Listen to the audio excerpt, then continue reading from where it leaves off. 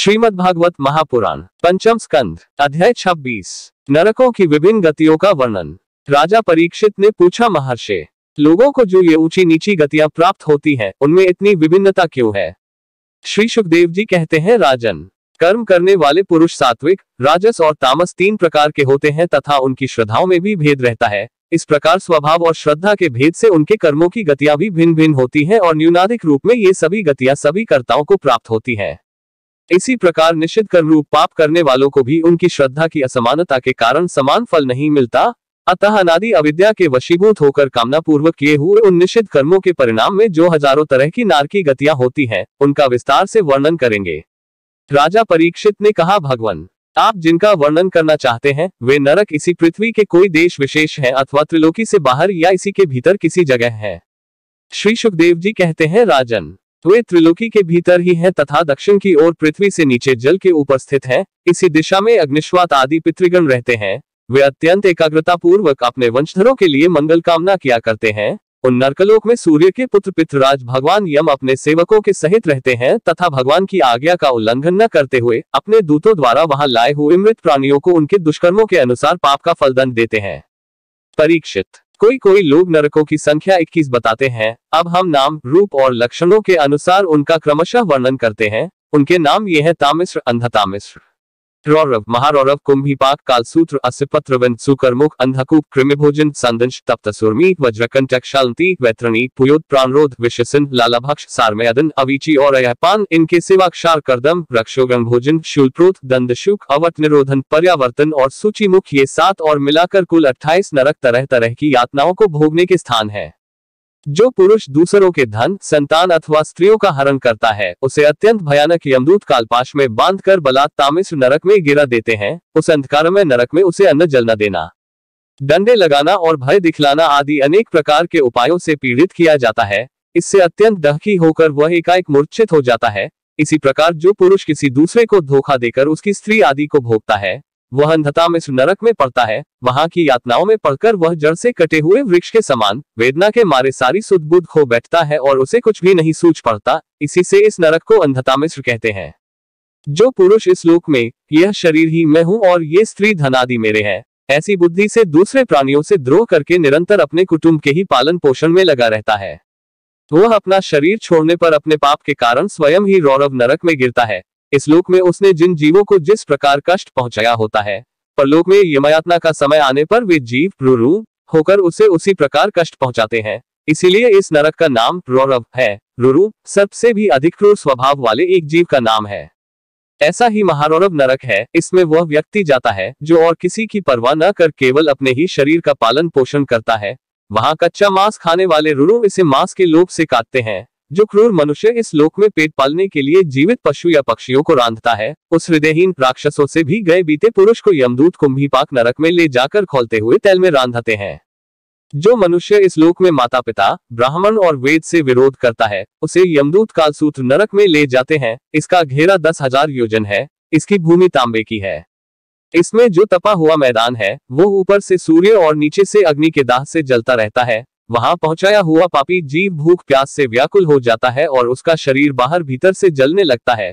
उसकी बेचैनी यहाँ तक बढ़ती है कि वह कभी बैठता है, कभी लेटता है, कभी छटपटाने लगता है, कभी खड़ा होता है और कभी इधर उधर दौड़ने लगता है। इस प्रकार उस नर पशु के शरीर में जितने रोम होते हैं, उतने ही 1000 वर्ष तक उसकी यह दुर्गति होती रहती है। जो पुरुष किसी प्रकार की आपत्ति न आने पर भी अपने वैदिक मार्ग को छोड़कर अन्य पाखंडपूर्ण धर्मों का आश्रय लेता है, उसे यमदूत अस्यपत्रवन नरक में ले जाकर कोड़ों से पीटते हैं। जब मार से बचने के लिए वह इधर उधर दौड़ने लगता है, तब उसके सारे अंग तालवन के तलवार के समान पैने पत्तों से, जिनमें दोनों ओर धारें होती हैं, टूक टूक होने लगते हैं। तब वह अत्यंत वेदना से हाय मैं मरा, इस प्रकार चिल्लाता हुआ पद पद पर मूर्छित होकर गिरने लगता है। अपने धर्म को छोड़कर पाखंड मार्ग में चलने से उसे इस प्रकार अपने कुकर्म का फल भोगना पड़ता है। इस लोक में जो पुरुष राजा या राजकर्मचारी होकर किसी निरपराध मनुष्य को दंड देता है अथवा ब्राह्मण को शरीर दंड देता है, वह महापापी मरकर सुकरमुख नरक में गिरता है। वहां जब महाबली यमदूत उसके अंगों को कुचलते हैं, तब वह कोल्हू में पेरे जाते हुए गन्नों के समान पीड़ित होकर, जिस प्रकार इस लोक में उसके द्वारा सताए हुए निरपराध प्राणी रोते चिल्लाते थे, उसी प्रकार कभी आर्त स्वर से चिल्लाता और कभी मूर्छित हो जाता है। जो पुरुष इस लोक में खटमल आदि जीवों की हिंसा करता है, वह उनसे द्रोह करने के कारण अंधकूप नरक में गिरता है, क्योंकि स्वयं भगवान ने ही रक्तपान आदि उनकी वृत्ति बना दी है और उन्हें उसके कारण दूसरों को कष्ट पहुंचने का ज्ञान भी नहीं है। किंतु मनुष्य की वृत्ति भगवान ने विधि निषेध पूर्वक बनाई है और उसे दूसरों के कष्ट का ज्ञान भी है। वहां वे पशु, मृग, पक्षी, सांप आदि रेंगने वाले जंतु, मच्छर, जू, खटमल और मक्खी आदि जीव जिनसे उसने द्रोह किया था उसे सब ओर से काटते हैं। इससे उसकी निद्रा और शांति भंग हो जाती है और स्थान न मिलने पर भी वह बेचैनी के कारण उस घोर अंधकार में इस प्रकार भटकता रहता है, जैसे रोगग्रस्त शरीर में जीव छटपटाता करता है। जो मनुष्य इस लोक में बिना पंच महायज्ञ किए तथा जो कुछ मिले उसे बिना किसी दूसरे को दिए स्वयं ही खा लेता है, उसे कोय के समान कहा गया है। वह परलोक में कृमिभोजन नामक निकृष्ट नरक में गिरता है। वहां 1,00,000 योजन लंबा चौड़ा एक कीड़ों का कुंड है, उसी में उसे भी कीड़ा बनकर रहना पड़ता है और जब तक अपने पापों का प्रायश्चित न करने वाले उस पापी के बिना दिए और बिना हवन किए खाने के दोष का अच्छी तरह शोधन नहीं हो जाता, तब तक वह उसी में पड़ा पड़ा कष्ट भोगता रहता है। वहां कीड़े उसे नोचते हैं और वह कीड़ों को खाता है। इस लोक में जो व्यक्ति चोरी या बरजोरी से ब्राह्मण के अथवा आपत्ति का समय न होने पर भी किसी दूसरे पुरुष के सुवर्ण और रत्नादि का हरण करता है, उसे मरने पर यमदूत संदंश नामक नरक में ले जाकर तपाए हुए लोहे के गोलों से दागते हैं और संसी से उसकी खाल नोचते हैं।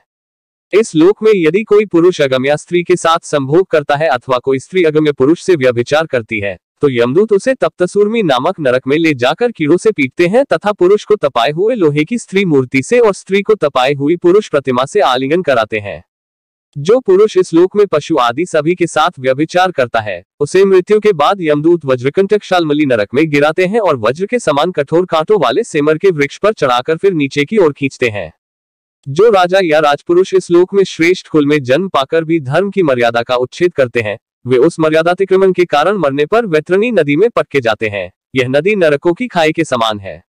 उसमें मल, मूत्र, पीप, रक्त, केश, नख, हड्डी, चर्बी, मांस और मज्जा आदि गंदी चीजें भरी हुई हैं। वहां गिरने पर उन्हें इधर उधर से जल के जीव नोचते हैं, किंतु इससे उनका शरीर नहीं छूटता। पाप के कारण प्राण उसे वहन किए रहते हैं और वे उस दुर्गति को अपनी करनी का फल समझकर मन ही मन संतप्त होते रहते हैं। जो लोग शौच और आचार के नियमों का परित्याग कर तथा लज्जा को तिलांजलि देकर इस लोक में शूद्रों के साथ संबंध गांठकर पशुओं के समान आचरण करते हैं, वे भी मरने के बाद पीप, विष्ठा, मूत्र, कफ और मल से भरे हुए पुयोद नामक समुद्र में गिरकर उन अत्यंत घृणित वस्तुओं को ही खाते हैं। इस लोक में जो ब्राह्मण आदि उच्च वर्ण के लोग कुत्ते या गधे पालते और शिकार आदि में लगे रहते हैं तथा शास्त्र के विपरीत पशुओं का वध करते हैं, मरने के पश्चात वे प्राणरोध नरक में डाले जाते हैं और वहां यमदूत उन्हें लक्ष्य बनाकर बाणों से बींधते हैं। जो पाखंडी लोग पाखंडपूर्ण यज्ञों में पशुओं का वध करते हैं, उन्हें परलोक में वैश्यस विषसंत नरक में डालकर वहां के अधिकारी बहुत पीड़ा देकर काटते हैं। जो द्विज कामातुर होकर अपनी स्वर्णा भार्या को वीर्यपान कराता है, उस पापी को मरने के बाद यमदूत वीर्य की नदी लालभक्ष नामक नरक में डालकर वीर्य पिलाते हैं। जो कोई चोर अथवा राजा या राजपुरुष इस लोक में किसी के घर में आग लगा देते हैं, किसी को विष दे देते हैं अथवा गांवों या व्यापारियों की टोलियों को लूट लेते हैं, उन्हें मरने के पश्चात सारमेयादन नामक नरक में वज्र की सी दाढ़ों वाले 720 यमदूत कुत्ते बनकर बड़े वेग से काटने लगते हैं। इस लोक में जो पुरुष किसी की गवाही देने में, व्यापार में अथवा दान के समय किसी भी तरह झूठ बोलता है, वह मरने पर आधार शून्य और अविच्यमान नरक में पड़ता है। वहां उसे 100 योजन ऊंचे पहाड़ के शिखर से नीचे को सिर करके गिराया जाता है। उस नरक की पत्थर की भूमि जल के समान जान पड़ती है, इसलिए इसका नाम अविच्यमान है। वहां गिराए जाने से उसके शरीर के टुकड़े टुकड़े हो जाने पर भी प्राण नहीं निकलते, इसलिए इसे बार बार ऊपर ले जाकर पटका जाता है। जो ब्राह्मण या ब्राह्मणी अथवा व्रत में स्थित और कोई भी प्रमादवश मद्यपान करता है तथा जो क्षत्रिय या वैश्य सोमपान एक करता है, उन्हें यमदूत अयहपान नाम के नरक में ले जाते हैं और उनकी छाती पर पैर रखकर उनके मुंह में आग से गलाया हुआ लोहा डालते हैं। जो पुरुष इस लोक में निम्न श्रेणी का होकर भी अपने को बड़ा मानने के कारण जन्म, तप, विद्या, आचार, वर्ण या आश्रम में अपने से बड़ों का विशेष सत्कार नहीं करता, वह जीता हुआ भी मरे के ही समान है। उसे मरने पर क्षारकर्दम नाम के नरक में नीचे को सिर करके गिराया जाता है और वहां उसे अनंत पीड़ाएं भोगनी पड़ती हैं। जो पुरुष इस लोक में नरमेधादि के द्वारा भैरव, यक्ष, राक्षस आदि का यजन करते हैं और जो स्त्रियां पशुओं के समान पुरुषों को खा जाती हैं, उन्हें वे पशुओं की तरह मारे हुए पुरुष यमलोक में राक्षस होकर तरह तरह की यातनाएं देते हैं और रक्षोगन भोजन नामक नरक में कसाइयों के समान कुल्हाड़ी से काट काट कर उसका लोहू पीते हैं तथा जिस प्रकार वे मांसभोजी पुरुष इस लोक में उनका मांस भक्षण करके आनंदित होते थे, उसी प्रकार वे भी उनका रक्तपान करते और आनंदित होकर नाचते गाते हैं। इस लोक में जो लोग वन या गांव के निरपराध जीवों को, जो सभी अपने प्राणों को रखना चाहते हैं, तरह तरह के उपायों से फुसलाकर अपने पास बुला लेते हैं। फिर उन्हें कांटे से बेधकर या रस्सी से बांधकर खिलवाड़ करते हुए तरह तरह की पीड़ाएं देते हैं। उन्हें भी मरने के पश्चात यमयातनाओं के समय शूलप्रोत नामक नरक में शूलों से बेधा जाता है। उस समय जब उन्हें भूख प्यास सताती है और कंक, बटेर आदि तीखी चोंचों वाले नरक के भयानक पक्षी नोचने लगते हैं, तब अपने किए हुए सारे पाप याद आ जाते हैं। इस लोक में जो सर्पों के समान उग्र स्वभाव पुरुष दूसरे जीवों को पीड़ा पहुंचाते हैं, वे मरने पर दंडशूक नाम के नरक में गिरते हैं। वहां 5-5, 7-7 मुंह वाले सर्प उनके समीप आकर उन्हें चूहों की तरह निगल जाते हैं। जो व्यक्ति यहाँ दूसरे प्राणियों को अंधेरी खत्तियों, कोठों या गुफाओं में डाल देते हैं, उन्हें परलोक में यमदूत वैसे ही स्थानों में डालकर विषैली आग के धुएं में घोंटते हैं। इसीलिए इस नरक को अवट निरोधन कहते हैं। जो गृहस्थ अपने घर आए अतिथि अत्यागतों की ओर बार बार क्रोध में भरकर ऐसी कुटिल दृष्टि से देखता है मानो उन्हें भस्म कर देगा, वह जब नरक में जाता है तब उस पापदृष्टि के नेत्रों को गिद्ध, कंक, काक और बटेर आदि वज्र की सी कठोर चोंचों वाले पक्षी बलात् निकाल लेते हैं। इस नरक को पर्यावर्तन कहते हैं। इस लोक में जो व्यक्ति अपने को बड़ा धनवान समझकर अभिमानवश सबको टेढ़ी नजर से देखता है और सभी पर संदेह रखता है, धन के व्यय और नाश की चिंता से जिसके हृदय और मुंह सूखे रहते हैं, अतः तनिक भी चैन न मानकर जो यक्ष के समान धन की रक्षा में लगा रहता है तथा पैसा पैदा करने, बढ़ाने और बचाने में जो तरह तरह के पाप करता रहता है, वह नराधम मरने पर सूचीमुख नरक में गिरता है। वहां उस अर्थपिशाच पापात्मा के सारे अंगों को यमराज के दूत दर्जियों के समान सुई धागे से सीते हैं। यमलोक में इसी प्रकार के सैकड़ों हजारों नरक हैं। उनमें जिनका यहाँ उल्लेख हुआ है और जिनके विषय में कुछ नहीं कहा गया, उन सभी में सब अधर्मपरायण जीव अपने कर्मों के अनुसार बारी बारी से जाते हैं। इसी प्रकार धर्मात्मा पुरुष स्वर्ग आदि में जाते हैं। इस प्रकार नरक और स्वर्ग के भोग से जब इनसे अधिकांश पाप और पुण्य क्षीण हो जाते हैं, तब बाकी बचे हुए पुण्य पापरूप कर्मों को लेकर ये फिर इसी लोक में जन्म लेने के लिए लौट आते हैं। इन धर्म और अधर्म दोनों से विलक्षण जो निवृत्ति मार्ग है, उसका तो पहले द्वितीय स्कंध में की वर्णन हो चुका है पुराणों में, जिसका 14 भुवन के रूप में वर्णन किया गया है। वह ब्रह्मांड कोश इतना ही है। यह साक्षात परम पुरुष श्रीनारायण का अपनी माया के गुणों से युक्त अत्यंत स्थूल स्वरूप है। इसका वर्णन मैंने तुम्हें सुना दिया। परमात्मा भगवान का उपनिषदों में वर्णित निर्गुण स्वरूप यद्यपि मन बुद्धि की पहुंच के बाहर है, तो भी जो पुरुष इस स्थूल रूप का वर्णन आदर पूर्वक पढ़ता, सुनता या सुनाता है, उसकी बुद्धि श्रद्धा और भक्ति के कारण शुद्ध हो जाती है और वह उस सूक्ष्म रूप का भी अनुभव कर सकता है। यति को चाहिए कि भगवान के स्थूल और सूक्ष्म दोनों प्रकार के रूपों का श्रवण करके पहले स्थूल रूप में चित्त को स्थिर करे, फिर धीरे धीरे वहां से हटाकर उसे सूक्ष्म में लगा दे।